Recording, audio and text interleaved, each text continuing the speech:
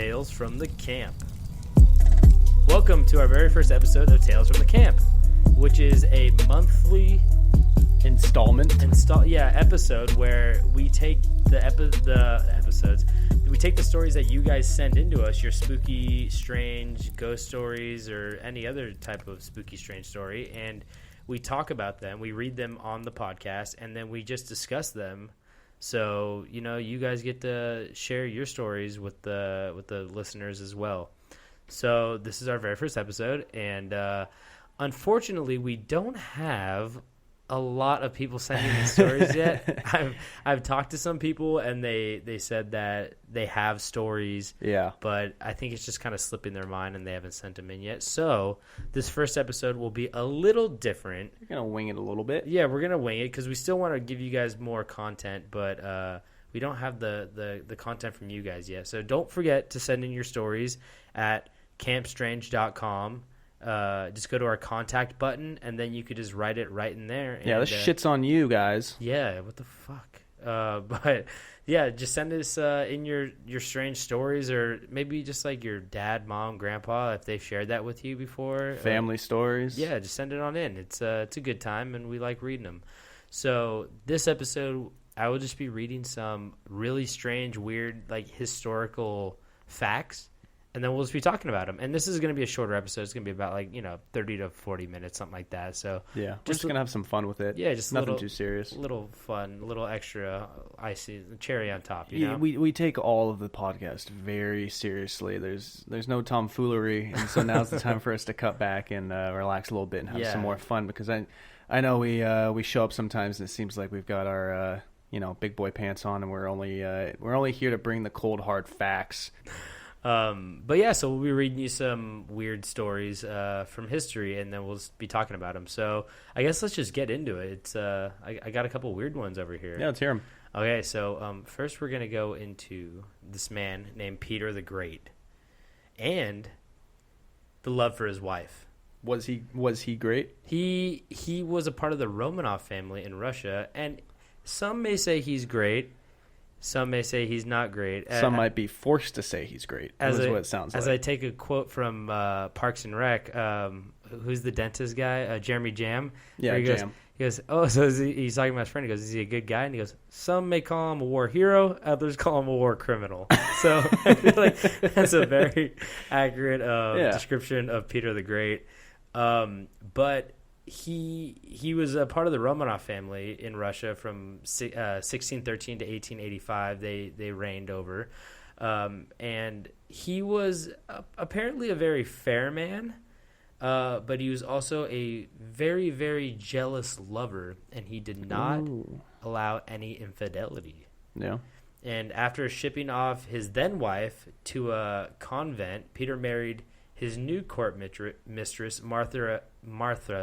God, I can't say Mothra? Mothra. The monster? He had a very peculiar taste in women and moths. No, Martha Skanvronsky, who later changed her name to Catherine. But, although Peter had a very forgiving nature, he did not tolerate infidelity, like I said. And when he caught his wife cheating on him, he then had the lover beheaded and then forced his wife to put it in a jar of alcohol in their bedroom, where it remained until Peter's death in 1725. Wow. Is that crazy? He's got a good view. I mean, that's like some Futurama shit right there. Yeah, that's the first thing that came to my mind was Futurama. Yeah, so I mean, it's kind of that reminder, that very visceral reminder that, hey, remember when you cheated on me with that guy right there? See his head? Wow, what a power move. I mean, fish tank. But I feel like when you're in Russia in 1680s. 2018. No, not maybe then too. But that shit kind of flew a little bit more. Fuck, it's pretty weird. But hey, when you love whatever floats your head. When you when you love your girl that much, you'll chop off any head and stick it in a jar of alcohol. The reminder. Yeah, so okay, let's get to the next one. Well, I was gonna say real quick. What? I know a good little fun fact that kind of related. Do you know when the last guillotine execution was done? It's guillotine, right? Guillotine. Well, whatever. Either way, I hear rappers say guillotine. I hear historians say guillotine. I'll let you decide. Yeah, I would trust the rappers probably. Lil Pump knows his shit. When was the last time the guillotine was used? Yeah. I want to say there's been like a weird exception in like the past 10 years where some guy like was in death row in France, and they're like, he's like, I want to get guillotined. The last public, execution that way. What year do you think that was? Let's go with 1920.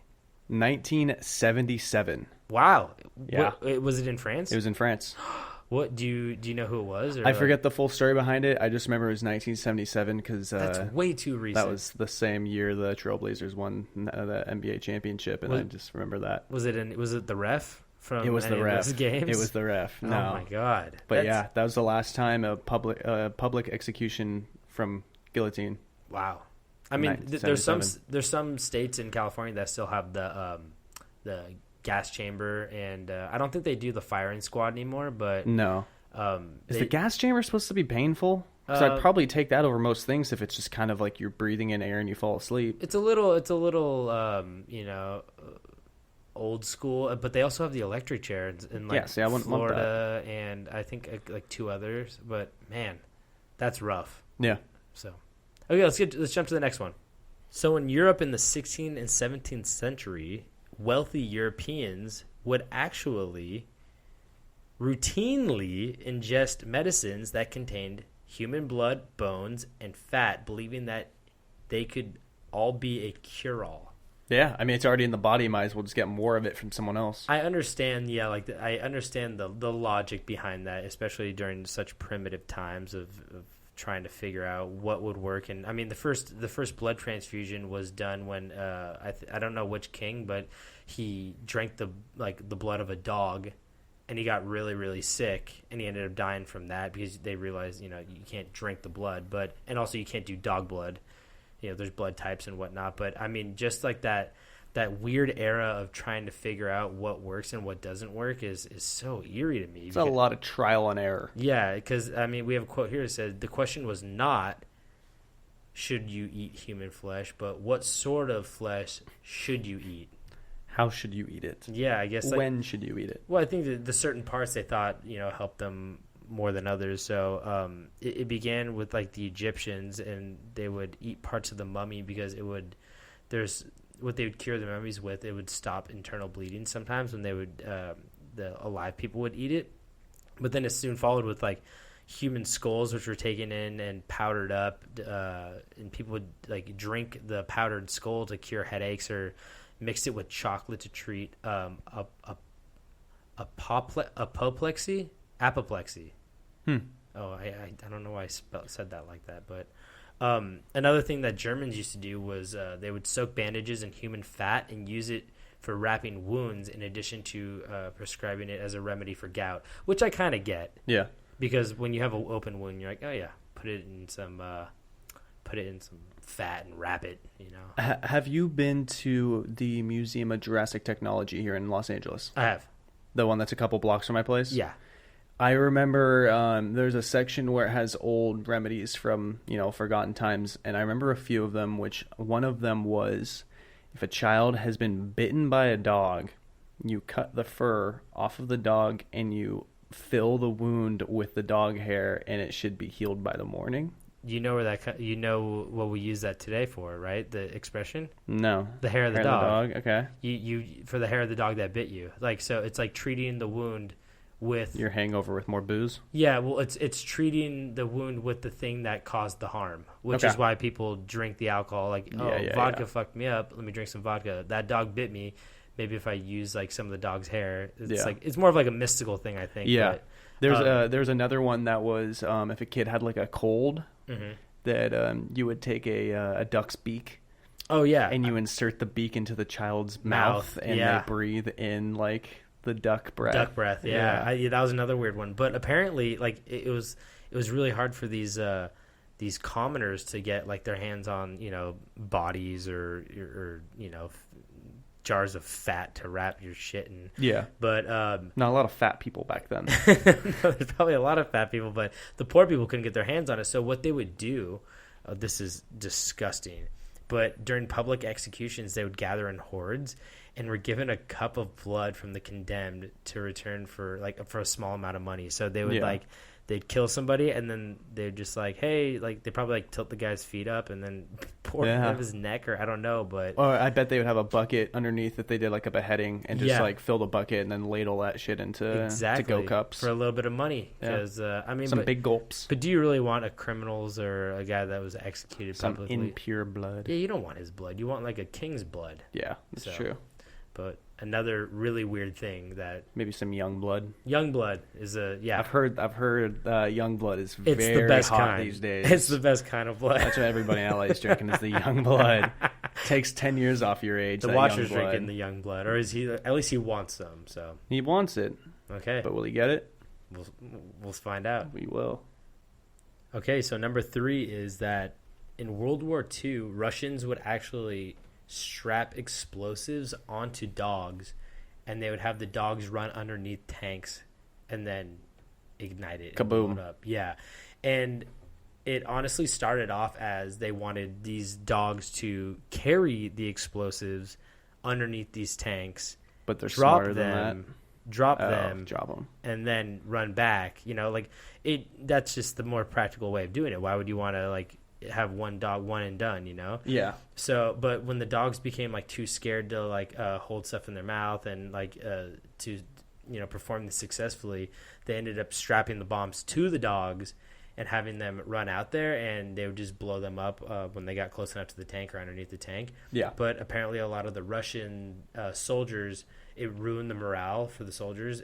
And they said they didn't want the indiscriminate killing of dogs in addition to the men who were already dying in war. Yeah. So they stopped doing it. And as of recent, I don't know how recent, probably a little bit after World War II actually, replicas of these anti-tank dogs were installed in Moscow's Red Square in honor of these dogs' sacrifices. So that's really nice actually. But I've got an awesome story for you, very related.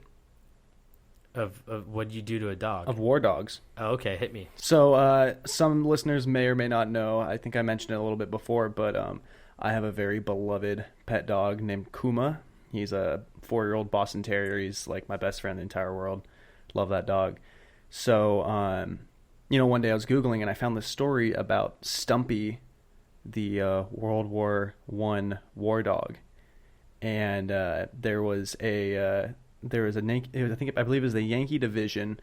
They trained at the football field at Yale, I think, and a stray Boston Terrier showed up and took a liking to all the guys because they'd drop food and stuff, and so the dog would hang around and became really good friends with one of the guys, and he ended up taking care of the dog, and the dog eventually learned to march in line with them and stopped when they stopped. And they taught the dog how to salute. And so when they got put out to war, they snuck the dog on the boat.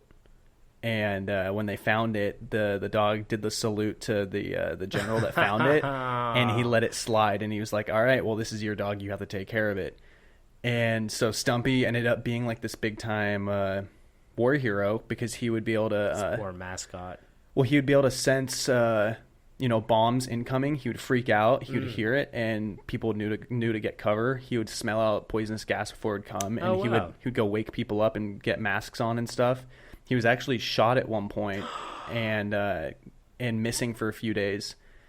And I think some American soldiers found him with French soldiers, and were like, "That's our dog. Give it back." And so they get it back, and they got him all patched up and stuff, but. He was promoted to sergeant, so it's Sergeant Stumpy. Oh my god, that's so cute. Or Stubby, sorry, Sergeant Stubby, and killing the game. Yeah. Wow. And he took part of 17 individual battles in war. It just goes to show you that you don't need to blow up a dog in order to have it be useful during war. They are far more useful than we probably are as humans. They can't shoot a gun, but they could definitely take a bullet. Yeah. That's so bad. Okay, let's jump to the next one. All right. The 15th century Romanian ruler Vlad III Dracula. Ooh. You all know who that is. Yeah. It's Vlad the Impaler. Vlad III Dracula impaled 20,000 Turkish soldiers on sharp spikes enjoyed dining in his forest of corpses, and even dipped his bread in the blood of his enemies. Yeah. Fucked. I mean, that's what you get the old Dracula tales from is... Bram Stoker actually, I mean, that's... Dracul means, I think it means... Dragon. Son of the Dragon. Yeah, Son of the Dragon. Yeah, so, or Dragon itself. But, yeah, that's where Dracula actually came from, inspired Bram Stoker. But, yeah, he was known as the most terrifying cold-blooded ruler that ever existed. And after he would kill his own people and disembowel them, behead them, boil them, and no one was really exempt from this torture. Like I said, it was his own people. But the most famous execution spree was after winning a battle against the Ottoman Turks, he impaled every single one of the 20,000 soldiers on spikes and propped them up on the banks of the Danube River as decoration. So they always talk about like how you would walk through these forests of just like people on spikes. Like sometimes it would just be like right through the middle of their stomach. Sometimes it would be like the spike coming out their mouth. And I think a common one was through the anus and out the mouth. Yeah, and it's probably the most disturbing thing you could see. Oh yeah. Well, I mean, not just that, but can you imagine being the guy that's like taking the order of what was it, 200,000? Yeah, Turkish Ottomans. Getting the order in, you need 200,000 spikes? 20,000. Oh, I'm sorry, 20,000. Still, regardless, you need 20,000 spikes? Yeah. Right, by when? Tonight? That spike guy probably is just like, oh my God, like, I do not have enough spike in here. Cut down the whole forest. And goddamn. And you know how Vlad felt about, Well, if you spoke up, you're on a spike yourself. Exactly. Shit. That guy didn't get a spike. And then, that's a paradox right there. He's just like, I don't have enough spike. Spike or be spiked. He's Italian in this for some reason. But he's like, I don't have enough spike. And Vlad's like, I'm going to spike you. And he's like, I don't have enough spike. Yeah. Spike to spike. Yeah, exactly. So, but speaking of, speaking of bad Italian accents. Sorry. Speaking of beheading, let's jump to the next one. Let's jump to the next one. King Goijin of Yu, who was just of Yu, Yue. Okay. Which was in China. Okay.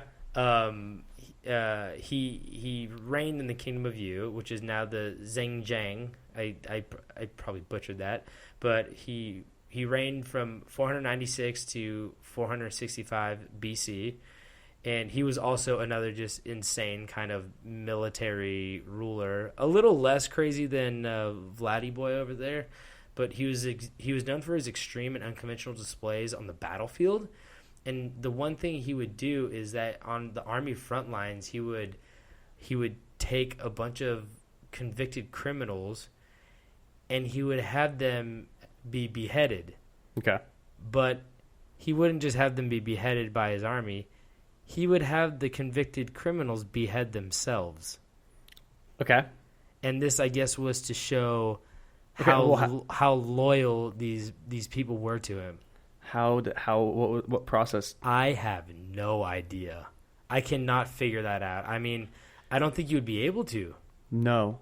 Like you'd have to like jump off of something and land perfectly on your neck with a blade. I mean, maybe they said behead, but they kind of just like maybe slit their own throat or something like that. And but there's no way that you would just run out of strength. I feel like So I mean that's like probably the most horrifying thing you can see if you're about to battle some people, and then all of a sudden some of them are cutting off their own heads, and you're just like, fuck, man.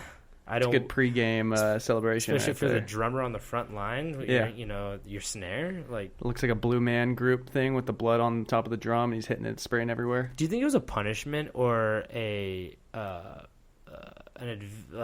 sign of honor to be on the front lines of these of these giant battles where you're running into each other? Because they're almost like you're leading the pack, but it's also like you're like the most expendable. That's a cultural thing, I think. I think if your culture deals heavy with like the honor of dying for like your cause, I think that it's an honor. Yeah. It's dying for the cause is definitely like a Chinese Japanese. It's very honorable death. Yeah, exactly. Like, just don't be a coward. So yeah, being on that front line means like you were the bravest, and that means a lot. But Yeah, back in America, I feel like you just get like a gut shot and you'd be like, ah, and like flute guy going down real hard.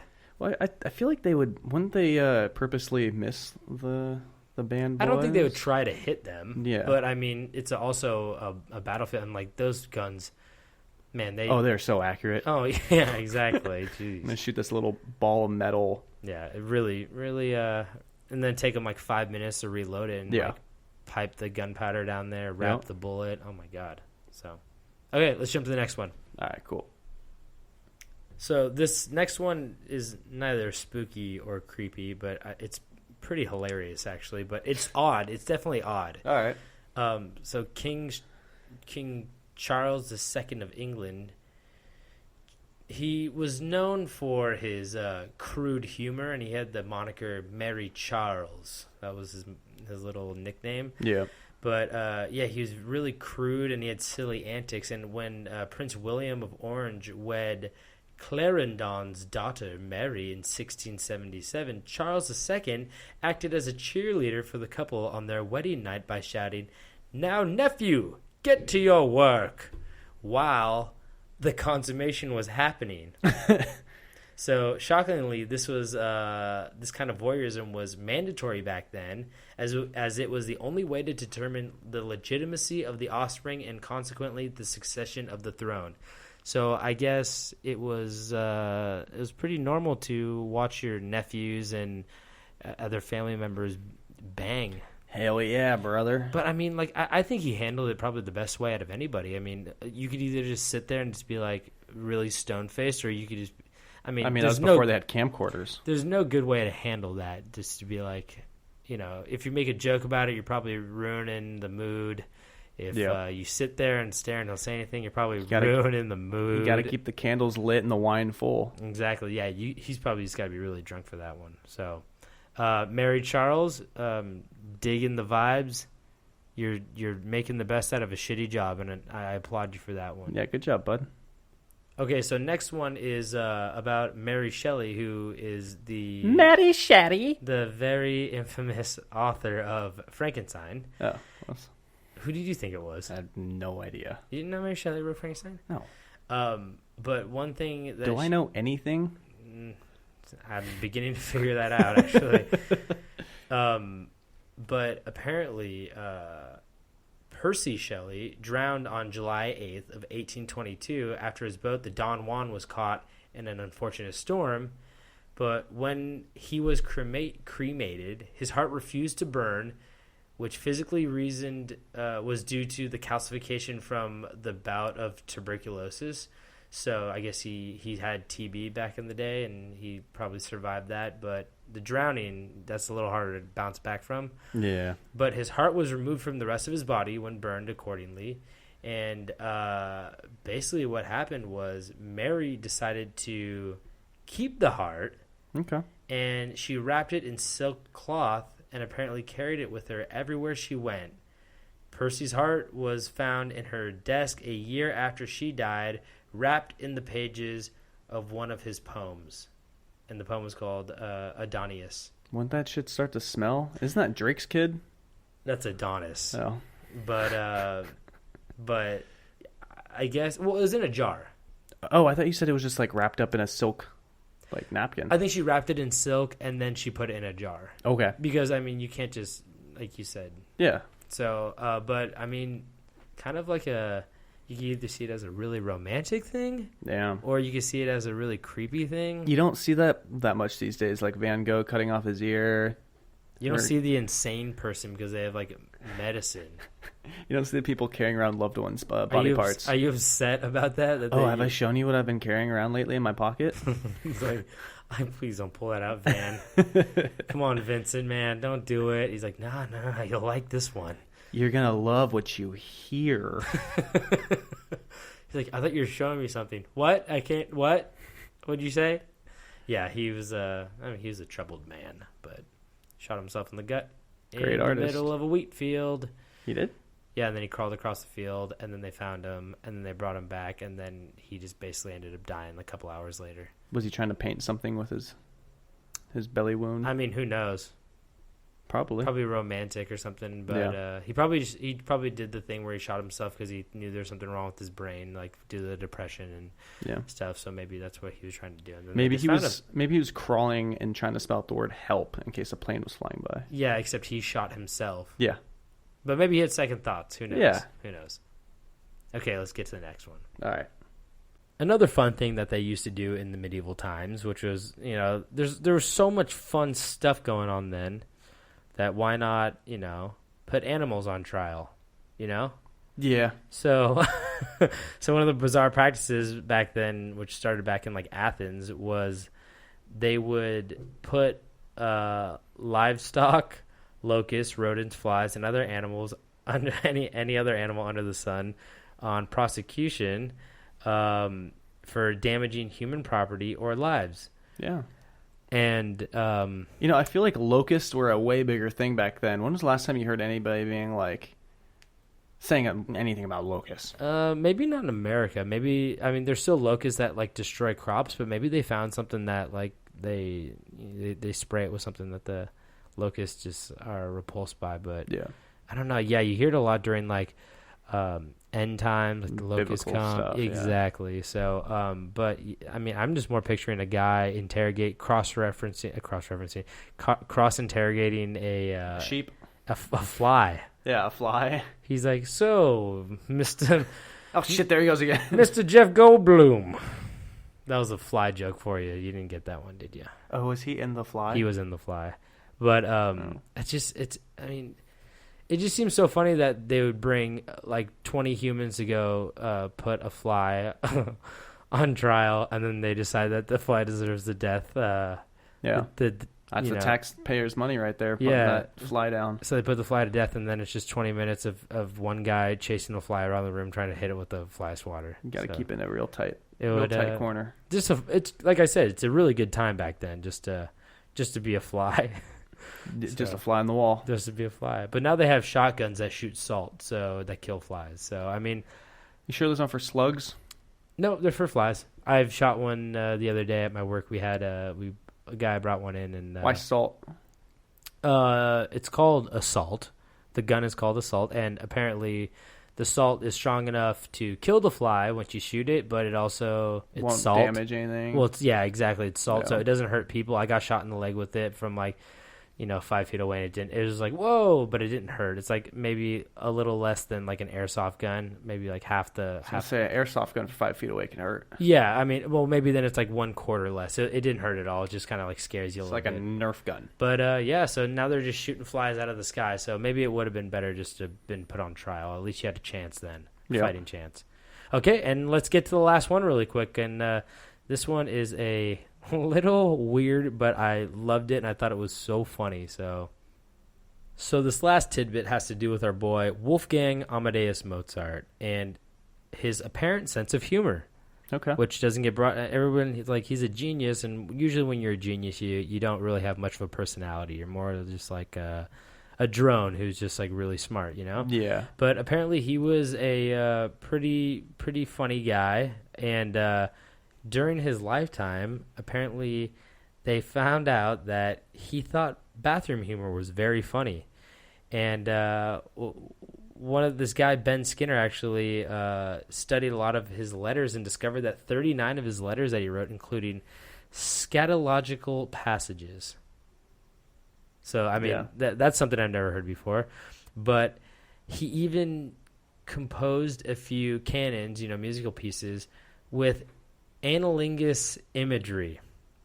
One of them is titled, I am going to butcher this so bad, it's called Leck mir den Arsch fin Reck schon sauber, which literally lick me in the ass translates to lick me in the ass right well and clean. Oh.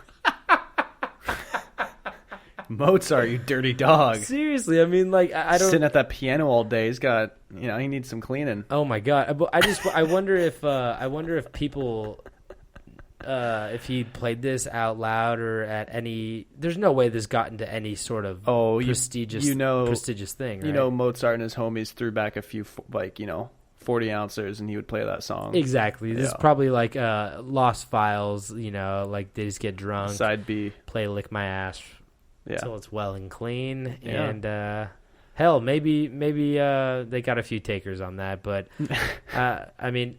Your great-great-great-grandmother, Well, that's the thing. I think Mozart was kind of revolutionary because now, like, I don't want to get into it, but, like, eating the booty is a little bit, like, groceries, like, a little bit more in. So I think... It's on the table. I think you guys could have Mozart, whoever's getting the fruits of that labor is... thank Mozart for bringing it into mainstream media and making... really dope songs about it. Yeah, it's a real revolutionary. Yeah, every rapper who raps about that should be, thanking Wolfgang over here. So, I think that concludes our episode for today. It seems like a nice spot to end. Yeah. But so that was Tales from the Camp. Usually we will be reading your stories, commenting on them, and chit-chatting about them like we kind of did here. But so we need you guys to help contribute a little bit if this is a thing that we want to go forward with, and just send them on in. Send some good stuff. We can see if it works, and it'd be a lot of fun if just to get your names out here and get to tell a little bit of your own tales. Yeah, and don't feel self-conscious if you don't think it's like a good enough story. Literally, you don't have to add a name to it either. You can ask to not be mentioned if you don't want your name out there. Yeah, just send it in, and we like all the stories, really, so it's always a good time, and we keep it fun.